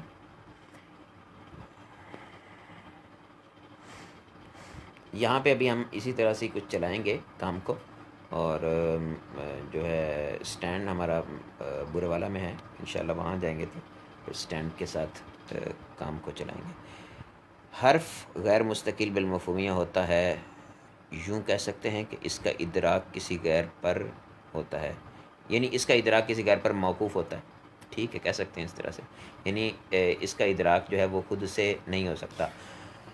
اگر یاد ہو تو میں نے یہاں بات اس وجہ سے نہیں کی کہ بعض اوقات نا طالب علم جب دیکھتے ہیں کہ اچھا یہ اتنی بڑی کتاب کی بحث تھی تو یہاں پر انہوں نے کر دی ہے, تو یہ تو ہم سمجھ ہی نہیں سکیں گے, تو بڑی مشکل ہو جائے گی. اس وجہ سے میں نے بات نہیں کی. تو اگر آپ کو یاد ہو تو حاصل محصول جو ملا جامی کے اندر بحث ہے وہ یہی ہے حروف کے اعتبار سے, کہ مستقل بالمفہومیہ ہوتا ہے یا نہیں ہوتا ہے, اور مستقل بالمفہومیہ کیا ہوتا ہے, غیر مستقل بالمفہومیہ کیا ہوتا ہے, اسی کے اعتبار سے وہ بحث ہے اس کے اندر. تو اس کو آپ غیر مستقل بالمفہومیہ یعنی اس کو کہہ سکتے ہیں کہ یہ اس کا ادراک جو ہے وہ غیر پر موقوف ہوتا ہے.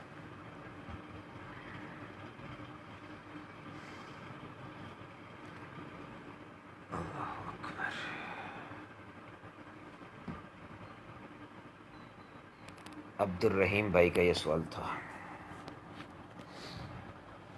جی اور کسی کا کوئی سوال نہیں ہے؟ اگر کسی کا کوئی سوال نہیں ہے تو آپ نو بول دیں, میں پھر فنش کر دوں گا اس کو, اس ویڈیو کو یہیں پر.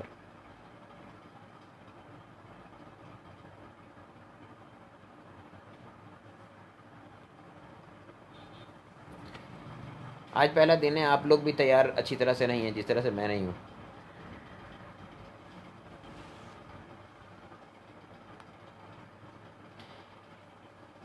یہ ذیشان امجد بھائی ہیں, یہ کہہ رہے ہیں کہ کتب کہاں سے ڈاؤن لوڈ کر سکتے ہیں. زیادہ بڑی کتابیں لینے کی حاجت نہیں ہے. نصاب و صرف اور خلاصۃ النحو کو آپ ڈاؤن لوڈ کر رہے ہیں دعوت اسلامی کی ویب سائٹ سے. دعوت اسلامی .net نام کی ویب سائٹ ہے, اس میں آپ جائیں اور اس میں آپ ڈاؤن لوڈ کر لیں اس کو. اور آپ کو ممکن ہے کہ جو کچھ طلبہ ہیں آپ کے ساتھ تعلق رکھنے والے، تو ان کے ذریعے سے بھی مل سکتی ہے. اگر آپ میرے ساتھ واٹس ایپ پہ رابطہ کر لیں تو میں آپ کو واٹس ایپ پہ بھی سینڈ کر سکتا ہوں اس کو. علی رضا بھائی فرما رہے ہیں کہ افعال خماسی کیوں نہیں ہوتے. اچھا، یہ ذہن میں رکھیے گا، ہمارے ہاں جب سے میں نے آپ کو تھوڑا بیک گراؤنڈ بیان کیا، پہلے عربی زبان تھی اور بعد میں اس کے قواعد بنے ہیں. تو قواعد جو ہیں وہ عربی زبان کے پیچھے ہیں، عربی زبان قواعد کے پیچھے نہیں ہے. وہ باتیں جو ہماری قواعد کے تحت آ سکتی تھی ان کو قواعد کے تحت ذکر کیا گیا ہے، اور جو باتیں قواعد کے تحت نہیں آ سکتی تھی تو پھر ان کو ذکر نہیں کیا گیا.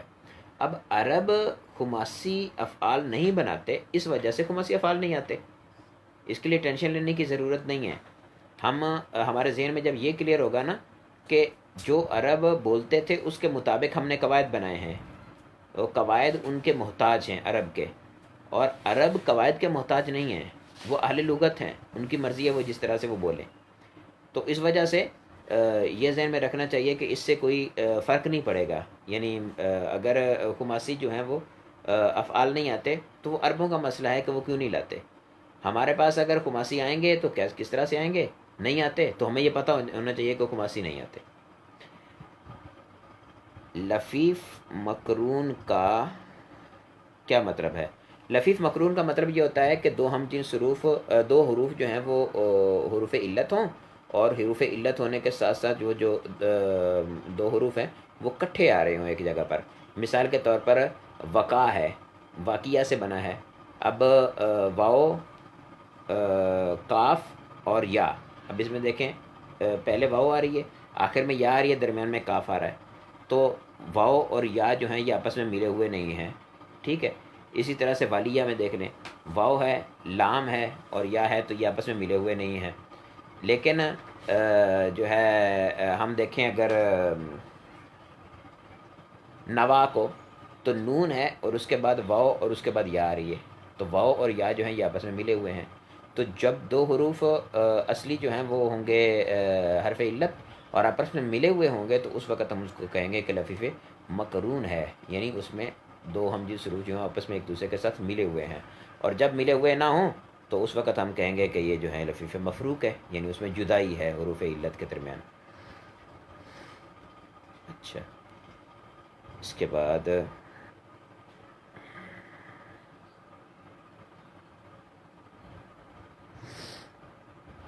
عبد الرحمن بھائی فرما رہے ہیں کہ گروپ میں امدادی کتب کے حوالے سے، ٹھیک ہے، جو میرے پاس صرف و نحو کی کتابیں موجود ہیں وہ میں انشاءاللہ جو ہے وہ اس میں سینڈ کر دوں گا. آئی بھائی کہہ رہے ہیں کہ اگر حاصل محصول کا خلاصہ آپ بیان فرما دیں تو نوازش ہوگی. یہی حاصل محصول کا خلاصہ تھا جو میں نے آپ کو عرض کیا ہے. حاصل محصول کیا ہے کہ نحو کی تعریف کی نحو میں انہوں نے تعریف کی تھی حرف کی، اور حرف کی جب تعریف کی تو حرف کی تعریف ایک کی تھی اپنا جو ہے وہ زمخشری نے بھی. اب زمخشری کی جو تعریف بیان کی گئی تھی تو اس پہ علامہ ابن حاجب نے شرح لکھی. ابن حاجب نے شرح میں وہاں پہ کیا وضاحت کی تھی اس کو انہوں نے بیان کیا، اور بیان کرنے کے بعد پھر اس کا خلاصہ اپنے الفاظ میں بیان کیا، یہی حاصل محصول ہے.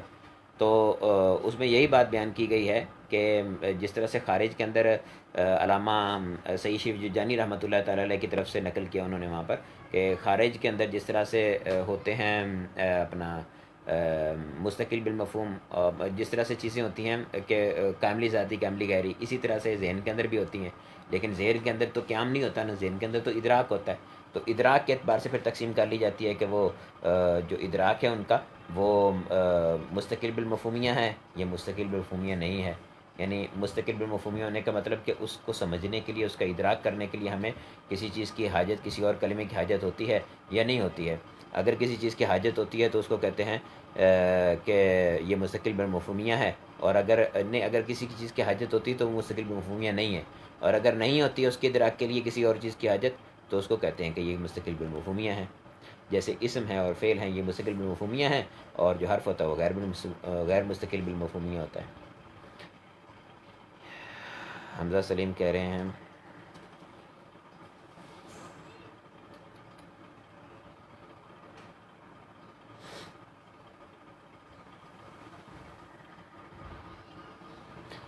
حمزہ بھائی کہہ رہے ہیں کہ مجھے یاد ہی نہیں رہا شامل ہونے کا، اور ابھی شامل ہوا ہوں۔ شروع کرنے سے پہلے آپ گروپ میں جو ہے وہ میسیج کر دیا کریں، ٹھیک ہے؟ گروپ پہ میسیج کر دیا کروں گا، اگر مجھے یاد نہ رہے تو کوئی اور کر دیا کرے۔ ابو مائز یاسین بھائی فرما رہے ہیں مبدل من ہو بدل عطف بیان کا فرق آسان الفاظ میں سمجھا دیں۔ یاسین بھائی یہ انشاءاللہ عز و جل جو ہے وہ مبدل من ہو بدل کا جب سبق آئے گا اس میں انشاءاللہ ضرور سمجھائیں گے عطف بیان کا فرق اور مبدل من ہو بدل کا۔ اور انا اور انا کے مقامات حافظ علی صاحب ہیں، پتہ نہیں کون ہے، انا اور انا کا مقام پوچھ رہے ہیں، یہ بھی انشاءاللہ انا اور انا کی جب بحث آئے گی اس میں انشاءاللہ بیان کریں گے۔ میں نے عرض کیا نا کہ جو ہم اسباق پڑھ رہے ہیں ڈیلی اسی کے سوال لیں گے، جو اگلے اسباق کے سوالات ہیں وہ ہم نہیں لیں گے۔ ہاں ایسا سبق جو پیچھے گزر چکا ہوگا اس کے سوال ضرور لے لیں گے۔ علی رضا بھائی ہیں وہ کہہ رہے ہیں کہ آپ نے میرے خیال میں نحو کے متعلق فرمایا کہ عمل، عامل، معمول، جملہ اسمیہ، جملہ فعلیہ یہ پوری نحو ہے، برائے کرم اس کی تھوڑی سی وضاحت مزید فرما دیں۔ یعنی عامل کون ہوتے ہیں اور معمول کون کون سے اسماء ہوتے ہیں، کس طرح سے عمل کرتے ہیں یہ، اور عمل ان کا ظاہر کس طرح سے کس شکل میں ہوتا ہے، اور پھر اس کے بعد ایک کلمے کو دوسرے کلمے کے ساتھ اب جب ملائیں تو جملہ فعلیہ کب بنے گا، جملہ اسمیہ کب بنے گا، حروف آئیں گے تو وہ کیا عمل کریں گے، یہ سب چیزیں جو ہیں انہی کے اندر نحو گھومتی ہے۔ یہ مطلب ہے اس کا۔ انشاءاللہ تفصیل تھوڑا سا ہم عامل معمول کے بارے میں پڑھ لیں گے تو پھر انشاءاللہ اس کی تفصیل بھی کریں گے مزید اس کی۔ ابھی عامل معمول وغیرہ کے بارے میں ہم نے پڑھا نہیں ہے نا۔ اگر کسی دن ہم لائیو شامل نہ ہو سکیں تو بعد میں کس طرح سے سبق کو پڑھ سکتے ہیں؟ مشکل نہیں ہے، یہ ویسے تو فیس بک پر بھی پڑی رہے گی ویڈیو، لیکن میں یہاں سے ڈاؤن لوڈ کر کے اس کو جو ہے وہ یوٹیوب پہ بھی ڈال دوں گا، اور یوٹیوب سے بھی آپ جا کے دیکھ سکتے ہیں۔ کون سی کتب خلاصۃ النحو اور نصاب النحو کے علاوہ نصاب الصرف کے علاوہ رکھی جا سکتی ہیں؟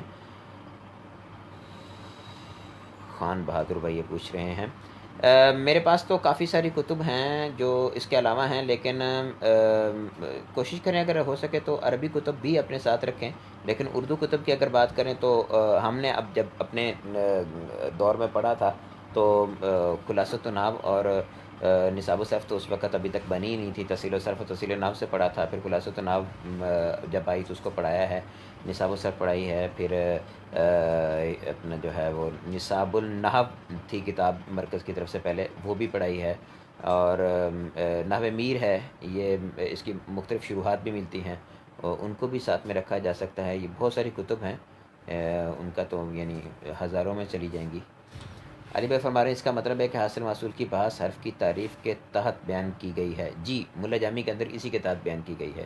حرف کے تحت یعنی بالکل اینڈ پہ حرف پہ بیان نہیں کی گئی ہے، یہیں شروع کے اندر جب حرف کی وجہ حسر وغیرہ بیان کرتے ہیں تو وہاں پر بیان کی گئی ہے۔ جی، سوالات میرے خیال میں اختتام پذیر ہوئے ہیں۔